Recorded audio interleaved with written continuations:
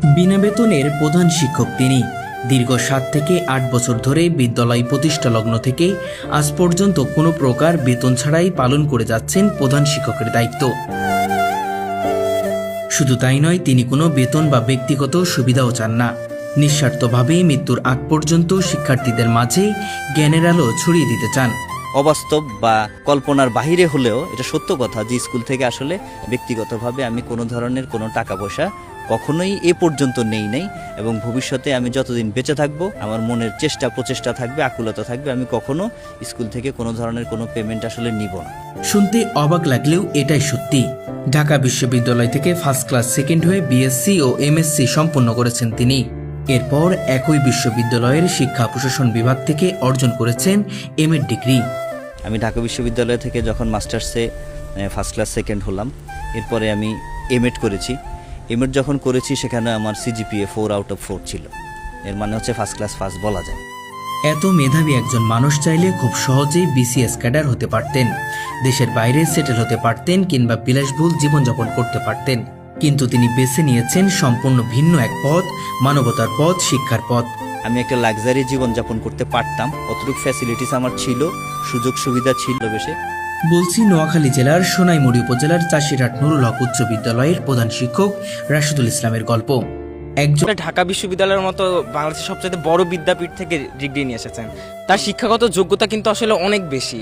আর তিনি যে আসলে আমাদের এরকম ঢাকা শহরে বাড়ি, গাড়ি, জমি সবকিছু থাকার পরও তিনি ছেড়ে এসেছেন শহরের বিলাসিতা।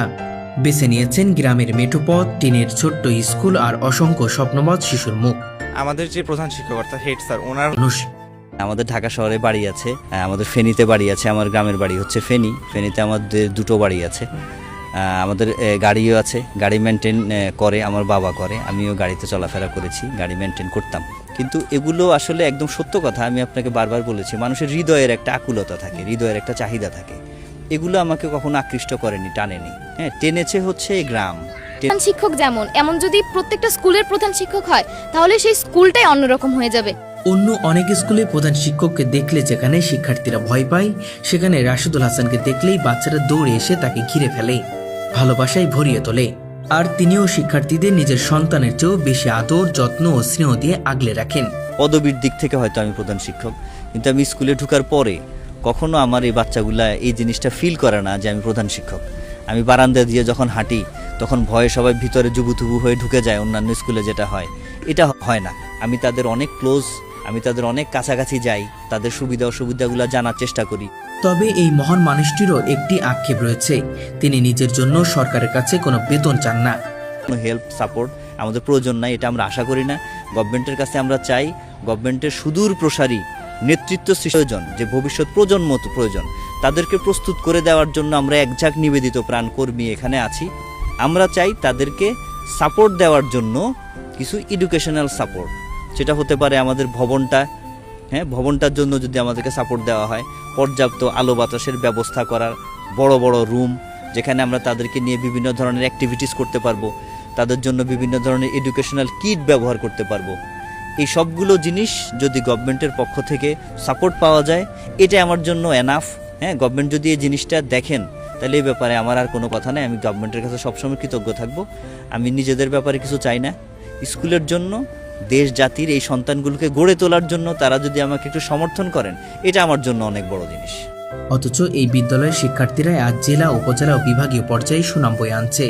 আর এর পেছনে সবচেয়ে বড় অবদান রাশেদুল হাসানের অক্লান্ত পরিশ্রম ও ত্যাগ। 4-5 বছরের ব্যবধানে তারা উপজেলার মধ্যে কাবাডিতে অপ্রতিরোধ্য চ্যাম্পিয়ন, তারা জেলাতে গিয়েছে একাধিকবার চ্যাম্পিয়ন, তারা বিভাগীয় পর্যায় পর্যন্ত খেলে এসেছে। তারা ফুটবলের মধ্যে খেলেছে, ক্রিকেটে খেলেছে, সাঁতার, ভলিবলের মধ্যে প্রত্যেকটা জায়গাতে।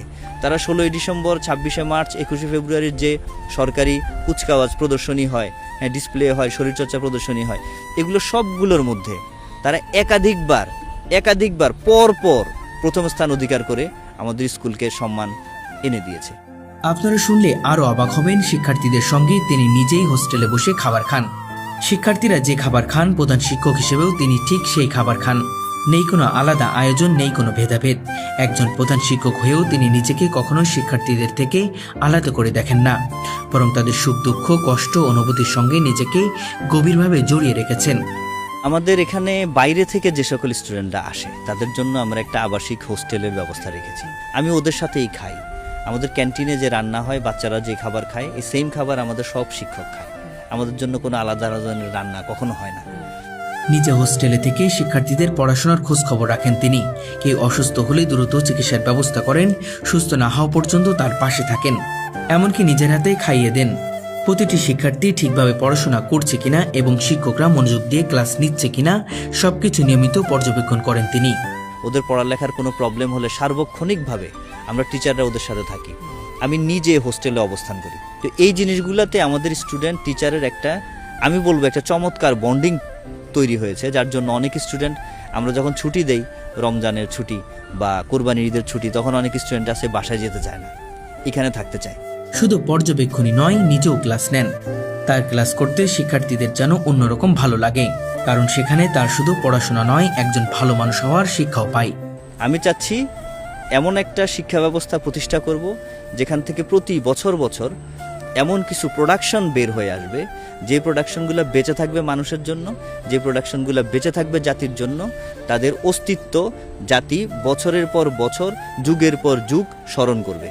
সবচেয়ে অবাক করা বিষয় হলো, এত শিক্ষিত হওয়ার পরেও তিনি এখনো প্রতিদিন 5 থেকে 7 ঘন্টা নিজে পড়াশোনা করেন। শিক্ষা ও জ্ঞান চর্চা নিয়ে গবেষণা চালিয়ে যাচ্ছেন নিয়মিত, কারণ তিনি বিশ্বাস করেন শেখার কোনো শেষ নেই, আর সেই জ্ঞানে তিনি ছড়িয়ে দিতে চান মানুষের মাঝে। আমি একসময় মরে যাব, চলে যাব, আমার যে মেধা, আমার যে জ্ঞান অর্জন করেছি, এটা আমি আমার ছাত্রদের মধ্যে বিলিয়ে দিতে চাই। চাই যে আমার মেধাটা জীবন্ত থাকুক, এতটুকু হচ্ছে আমার চাওয়া। একসময় এই প্রত্যন্ত গ্রামে শিক্ষার আলো ছিল না বললেই চলে, কিন্তু আজ সেখানে গড়ে উঠেছে জ্ঞানের এক সমৃদ্ধ ভাণ্ডার।